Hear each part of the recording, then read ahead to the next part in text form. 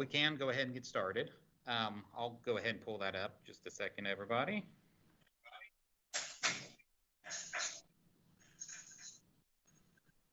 And just for you guys' information, is that as echoey to everyone else? Yes. Yes. Better? Yeah. Perfect. Okay, so just for some information as far as when this presentation is going to go to council, they're planning on the second study session in October, and they plan also to put it on the information only in the second council meeting. So basically, they're trying to avoid having everybody have to actually come in. So the goal is they're going to submit all of these to council as information only, and then if they have specific questions or want an actual presentation, then we would show up for that second study session in October and present at that time, or just answer whatever questions they have. That's the current plan. I should know hopefully by tomorrow at leadership team meeting if that's how they're actually going to execute it.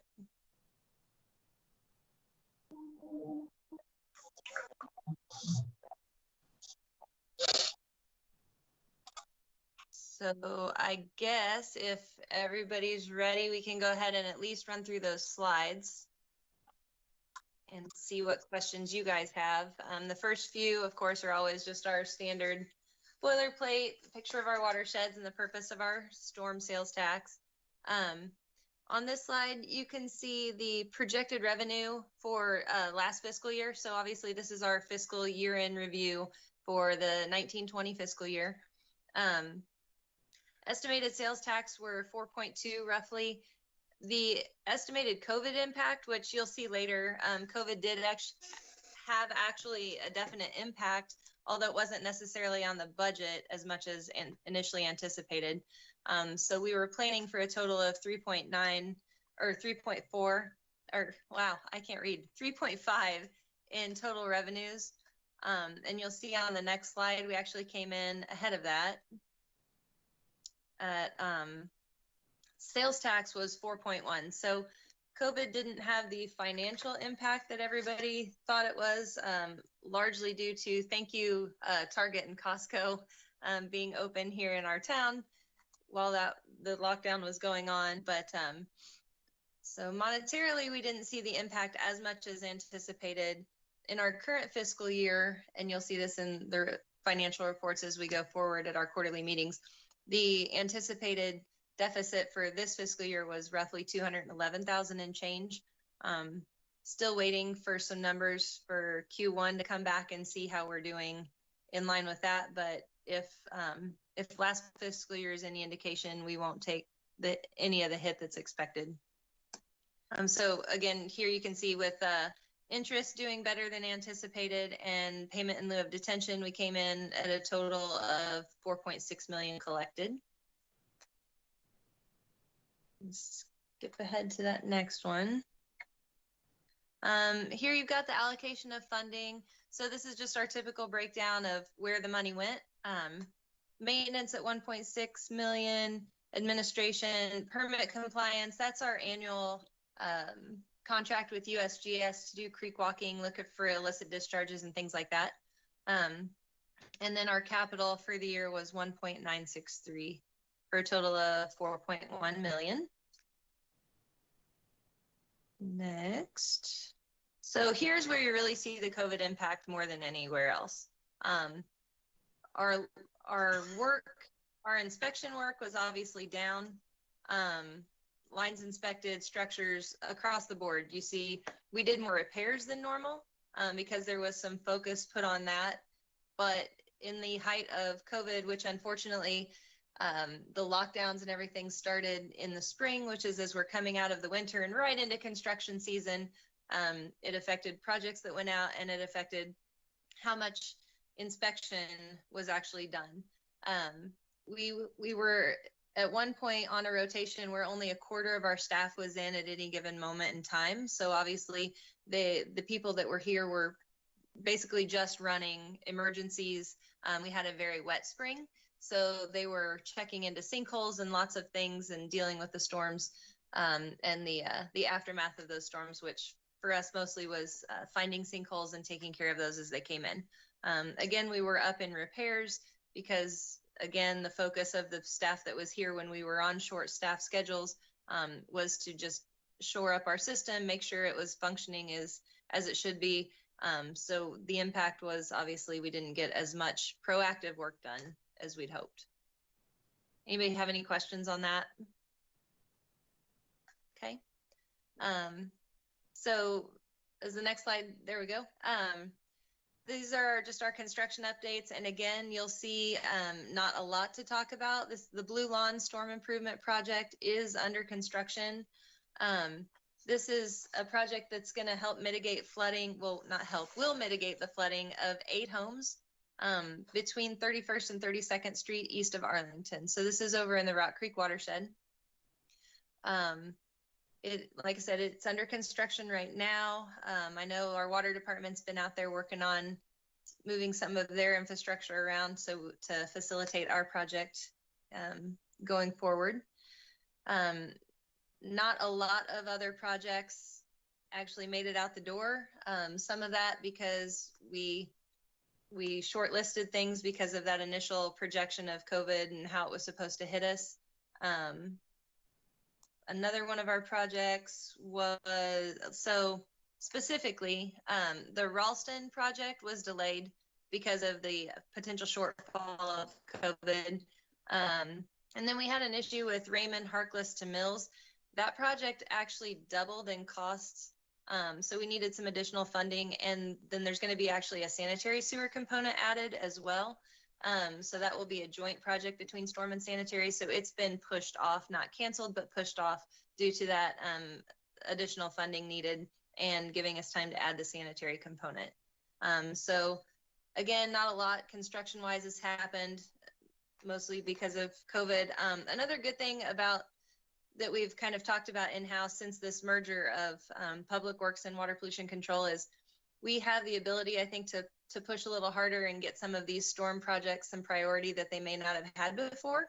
So that's exciting, and we hope to see them go out the door more quickly going forward as we can kind of control that prioritization now. So hopefully in our April report, there will be lots of projects on that list to talk about and that have been completed and or at least in process and under construction.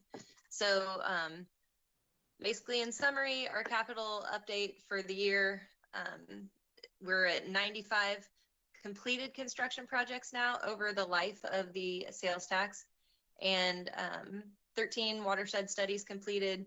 We've got 5 projects in design and 9 projects in the construction or acquisition phase, which I don't know if you guys got sent out Ted's bar chart, and I didn't see if Ted was on the meeting to talk about projects, but if you didn't get it, we'll get it to you, and just so you can see where those are in process. We are still moving and things are starting to pick up again. So definitely in the April report and in our next quarterly check-in, there will be more progress to discuss. But as far as the presentation to council, those are the slides for this go round. Does anybody have any questions? All right.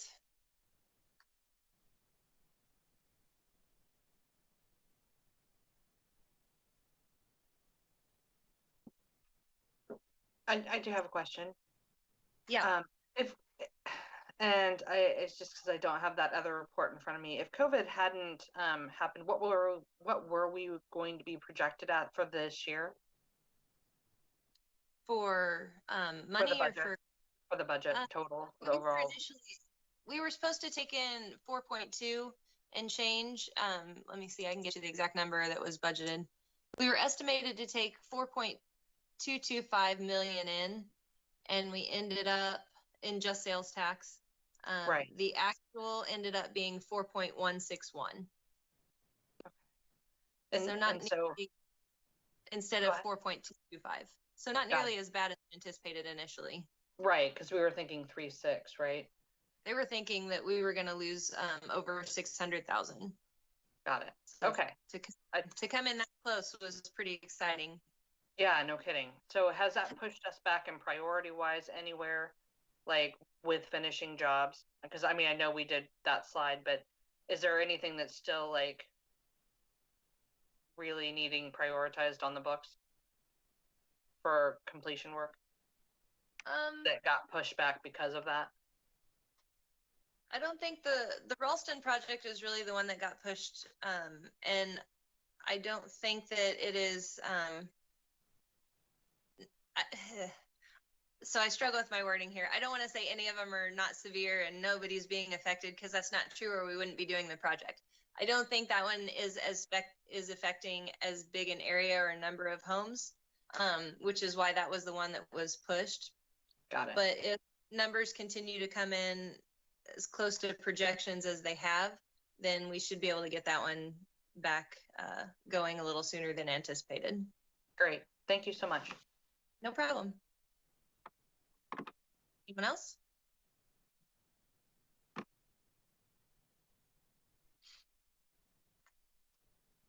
Okay.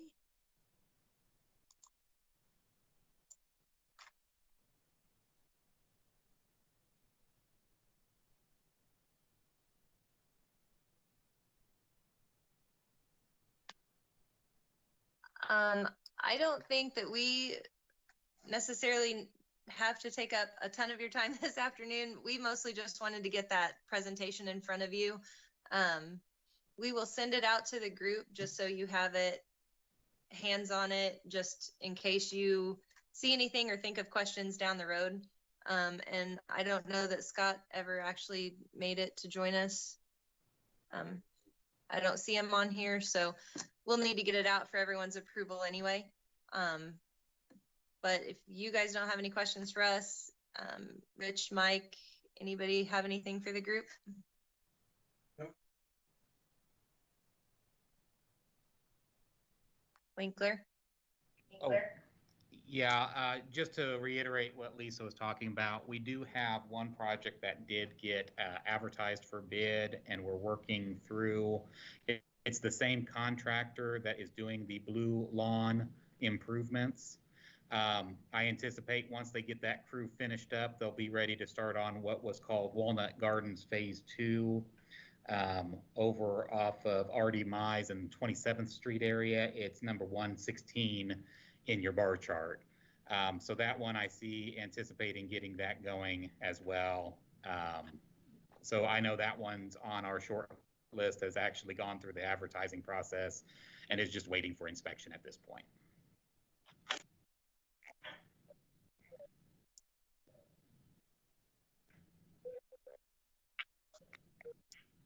And that's all I had. All right. Anything from the committee for us? Okay. Well, we will let you guys get back on with your day then. I appreciate you joining us in this still strange virtual setting.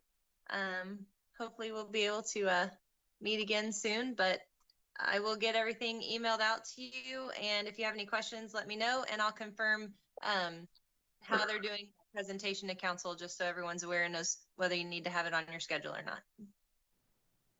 All right. Well, in that case, everybody have a great day. Thank you. Thanks for joining. Bye. Bye.